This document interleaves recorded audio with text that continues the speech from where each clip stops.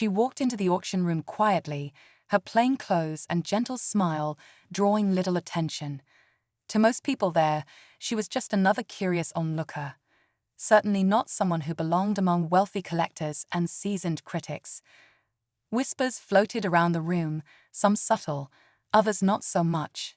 A few guests even chuckled when she paused in front of one particular painting, a large, abstract piece that had everyone buzzing. They didn't know who she was. They didn't know what she had done. The auctioneer raised his gavel, announcing the opening bid for what would become the most talked-about artwork of the night. The room filled with excitement. Some believed it was painted by a reclusive master. Others claimed it was the work of an emerging genius. No one expected **** to be connected to it in any way. After all, how could this soft-spoken woman, who looked more like someone's grandmother than a famous artist, have anything to do with a painting valued at millions? But behind her calm eyes was a story, a lifetime of love, pain, and hidden talent that had been brushed onto that canvas with every stroke. She hadn't come to bid. She hadn't come to buy. She came for something else, something far more powerful than money. And just as the final bid echoed across the room, a single question brought everything to a standstill. Who painted this? The answer would silence the crowd and change the way they saw her forever. The question hung in the air like a sudden chill. People looked around, expecting the artist to step forward or the auctioneer to reveal a name. But instead, there was silence. That's when someone noticed her again, the woman in the corner, still standing quietly, eyes fixed on the painting as if it held a piece of her soul. She wasn't famous. There were no headlines written about her, no gallery openings in her honor. She lived alone on the edge of town, in a modest home surrounded by overgrown flowers and time-worn memories. For years, she painted not for recognition, but because it brought her peace. Her canvases had never seen the walls of a museum or the cover of a magazine. They were stacked in her small studio, gathering dust. The painting at the center of the auction had found its way there by accident. A neighbor's daughter, visiting one day, had taken a liking to it. With gentle encouragement, the woman had allowed her to submit it anonymously to a local art show. It quietly made its way through small circles until finally someone noticed. Someone with influence. That's how it ended up here, framed in gold, lit by spotlights, admired by critics who had no idea who stood just a few feet away. But that night, they were about to find out. The whispers started again, this time with more curiosity than mockery. A man in the front row leaned in toward the auctioneer. "She painted it, didn't she?" The auctioneer didn't answer right away. His eyes flicked to her, then back to the crowd. Outside, the night pressed against the tall windows, as if even the darkness wanted to hear the rest of her story. The tension in the room grew heavier with each passing second. The woman shifted slightly, as if debating whether to speak or stay hidden in the quiet safety of her silence. She had always preferred the background, letting others shine while she painted quietly in the shadows. But tonight the spotlight had found her, and there was no turning away. People began to murmur. Some were skeptical. "It's a publicity stunt," someone whispered. "There's no way she could have painted that." Others were intrigued, pulling out their phones, searching for any trace of her name online. But there was nothing. No profile, no interviews, just questions. Among the crowd was a young art student who had seen her before. He remembered visiting a small local art fair years ago and stumbling upon a tiny booth with only a few paintings, and a kind woman who spoke gently about her work. One of those pieces had haunted him ever since. Could it really be the same person? Across the room, the gallery owner who had submitted the painting now looked uneasy. She had agreed to display it under a fake name, just as the woman had asked. But she never expected the piece to explode like this.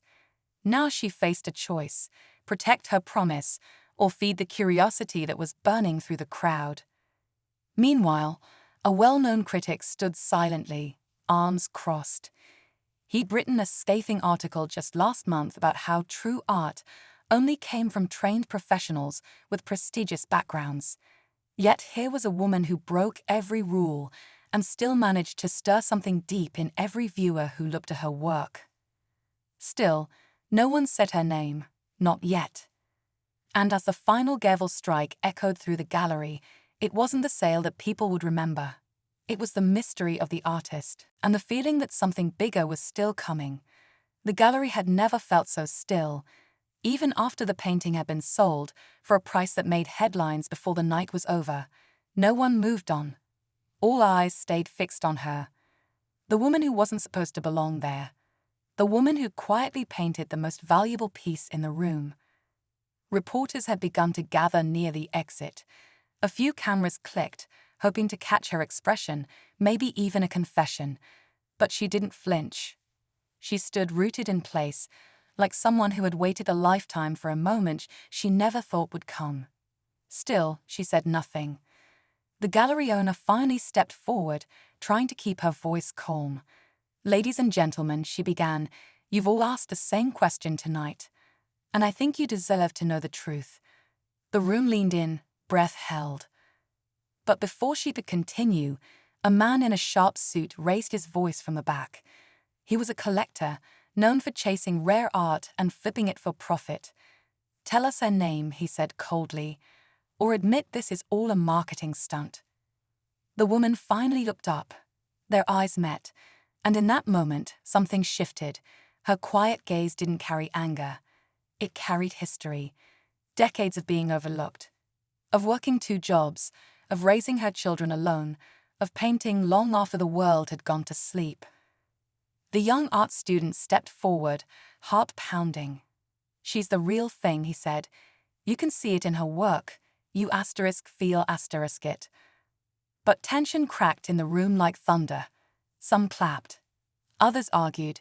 The buyer, now realizing the painting might become even more valuable if this woman was who they said she was, demanded answers. Still, she hadn't spoken, not one word. And just as the gallery owner opened her mouth again to reveal the truth, the lights flickered, then went out.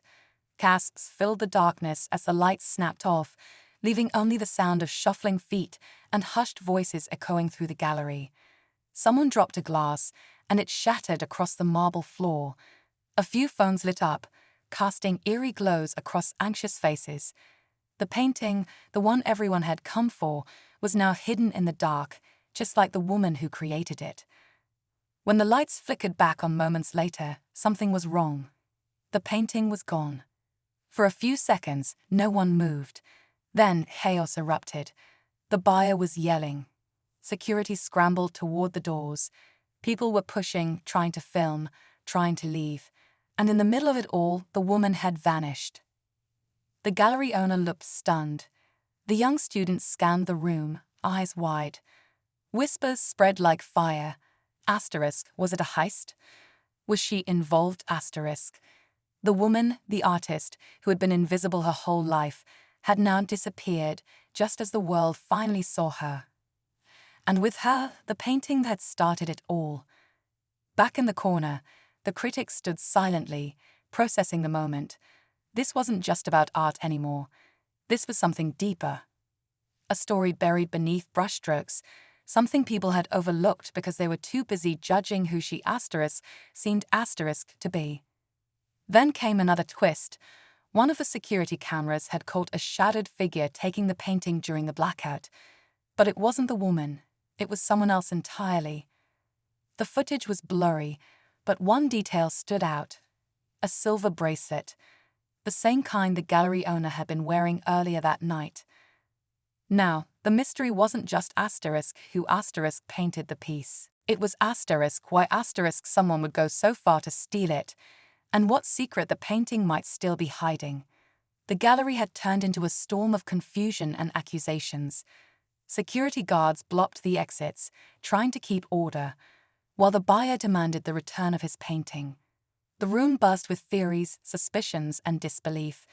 In the middle of it all, the gallery owner stood pale and frozen, her silver bracelet now a quiet detail no one could ignore. When questioned, she denied everything, claimed she'd never left her spot, but the footage told a different story. And then, just as tension reached its breaking point, a door at the back of the gallery creaked open. The woman walked in. She wasn't rushing. She wasn't flustered. She held the missing painting carefully in her hands, as if it were a fragile memory. And behind her, walking quietly, was the gallery owner, tears in her eyes, her hands trembling. No one spoke. The woman placed the painting back on its easel. Then, for the first time that night, she spoke. Her voice was calm, steady. She didn't mean to take it, she said softly. She was trying to protect it from what comes next. Confused glances swept across the room. The woman turned to the buyer. This painting, it's not about fame or money. It's my story. It holds parts of me that most people never bothered to see, until tonight. The gallery owner stepped forward, finally breaking down.